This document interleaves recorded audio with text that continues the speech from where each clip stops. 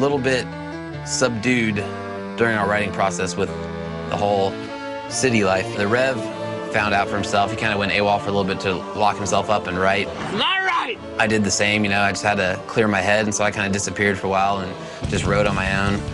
And it kind of hit Matt a little bit after it hit us that he needed to get away from all the noise and create some noise of our own. So he came up with the idea of heading up to a cabin in Big Bear. Everybody was up in Big Bear at M. Shadow's cabin. Because we were just getting bugged too much by neighbors and family and fans and friends. You know, we've come a long way and achieved some success. And coming to Huntington Beach and writing isn't necessarily the same as it was several years ago. We had a little bit of a writing process up there to kind of get away from everybody in Orange County. We wanted to clear our heads and get up there in the mountains where there's just nothing around you and we could just be inspired by each other. Sinister and the Rev had this band called Pinkly Smooth. It's just primarily goblin metal, heavily Danny Elfman influenced, as well as Oingo Boingo. When Jimmy decided he was going to write on this record, he didn't know how to write Avenged Sevenfold style stuff. We're like, you don't understand, like, we are Avenged Sevenfold, we can write whatever we want.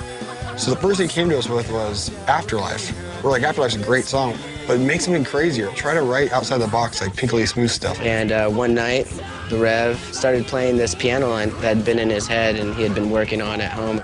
He's like, okay, just give me a keyboard. And so I set the keyboard, the little motif rack, and he's like, just press record. And so he started playing this thing with one finger and adding another finger. So he plays like one note at a time. Plays the song for 8 minutes all the way through with one hand. And he's like, okay, now start me over again and give me a left hand. So then he does left hand, just ding, ding, just like these little chords, right? So then he's like, okay, now record me on the drums. Press record on the drums, and he plays this crazy beat over this piano, right? And it's just going crazy, and we're just like, okay. And then adding some bass notes, and all of a sudden we have piano and drums. With a little bit of melody in the chorus, and that was it. So we have 8 minutes of just like piano, one left hand, one right hand, nothing spectacular. We didn't know what we were getting there. Then he's okay, takes the mic, and he's like, now give me a track on the microphone. So we give him a track on the microphone, and he's just whispering these melodies. And it just sounds like this 8-minute, 50-second collage of different ridiculous stuff.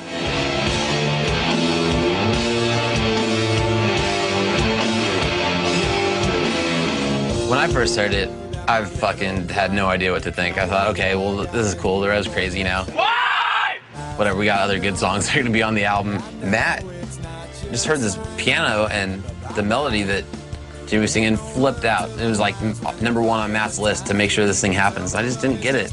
No one really wanted to work on it because it's this big ordeal to work on. Even one point, Jimmy came to me, he's like, we shouldn't even record Big Bear, I don't even want to record it. When we went to record it for real, and I was like, dude, gotta record Big Bear, dude. If not for any other reason, but I want to listen to it.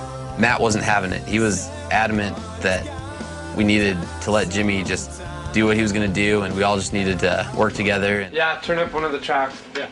It was really very different from anything we've done. Jimmy, who's a mastermind, was thinking at 1,000 miles a second about these cool melodies and the storyline and writing lyrics for this thing. You must have stabbed her 50 fucking times, dude. It's such a cool line, dude, when he sings it. The Rev got these lyrics that were kind of twisted and funny at the same time.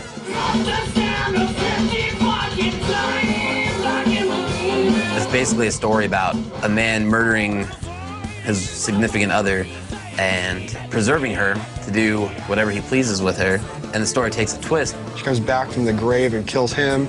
And they go on this murderous rampage. They're both dead souls together, and they get married and terrorize everyone else. As it started to come together, the song was just so amazing, and we definitely wanted to make it a special song for everyone, as it was special to us. Totally inspired by all the crazy shit that we listen to, all of us, ranging from bands like Mr. Bungle and The Residents. That's another one of those magical things that as it just progressed in the studio, such as the string arrangements, the orchestral arrangements brought to you by many members of Oingo Boingo.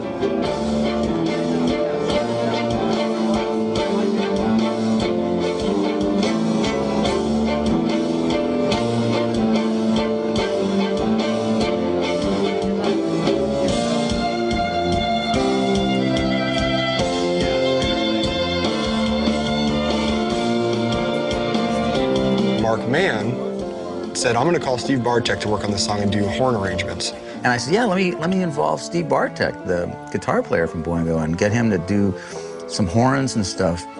So we're like, Steve Bartek, fuck yeah. Like, Mark Mann and Steve Bartek, the dudes from Oingo Boingo who do all Danny Elfman's stuff, are gonna work on this song with us.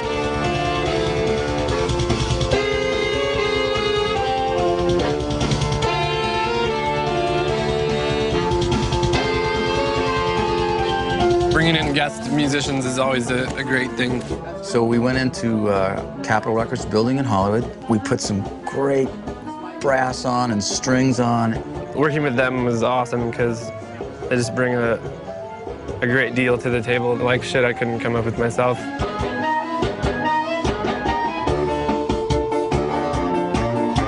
We have brass and woodwinds, and we've never had that on a record before.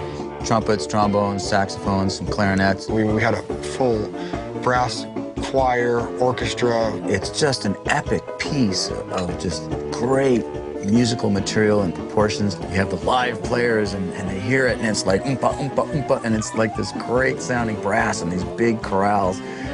They were just grinning ear to ear and loving the sound of it. Once that was on there, then I'm like, wow, this is something great, bigger than we've ever done. Added some choir today here at El Dorado Studios.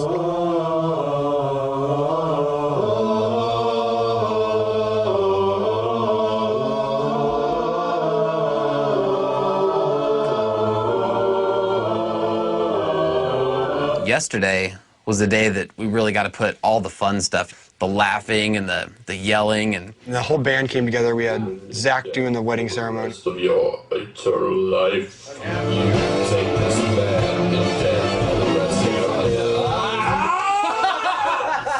you know, the deep vocals. I'm the minister. And then we started laying down vocals, and the lyrics have this ridiculous, crazy content to them. Okay, kids, let's roll it. I sang the main vocal. Before the story begins, is it such a sin for me to keep what's mine until the end of time? Jimmy's singing the narrator part.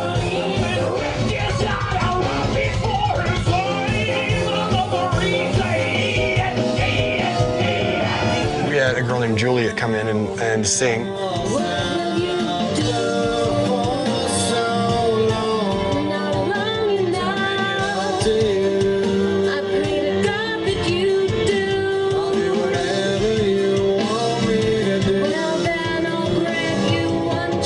She was amazing. She just played the part perfectly. It reminded me of like a movie soundtrack.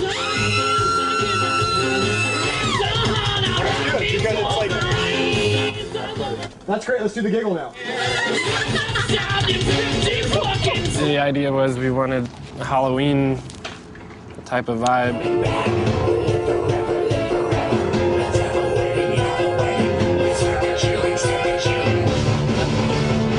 You know, me and Jimmy have a good time together. He's just a crazy fucking guy. And come here, you fucking bitch!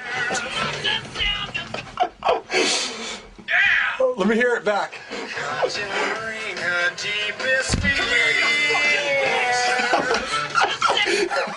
Yeah, dude, we need to get some bottles breaking and shit. We were throwing ideas like, oh, let's have the murders go in there and chants like, eat it, eat it. Eat it, eat it, eat it, eat it. Wait, one more time.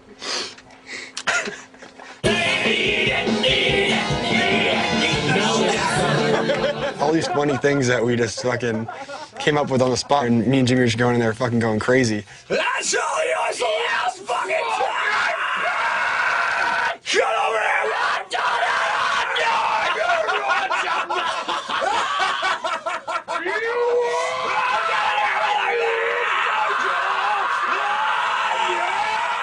And it just kept evolving, and we were having so much fun with it. It just turned out to be beyond anybody's wildest expectations. I think it was like a gift to us because I don't think anyone wanted to put in the work on it until things started really happening with it. It's just unbelievable to see the vision that Jimmy and Matt had and see it come to life. Definitely have a stronger sense of pride in your accomplishment after self-producing. I'm amazed that it's over.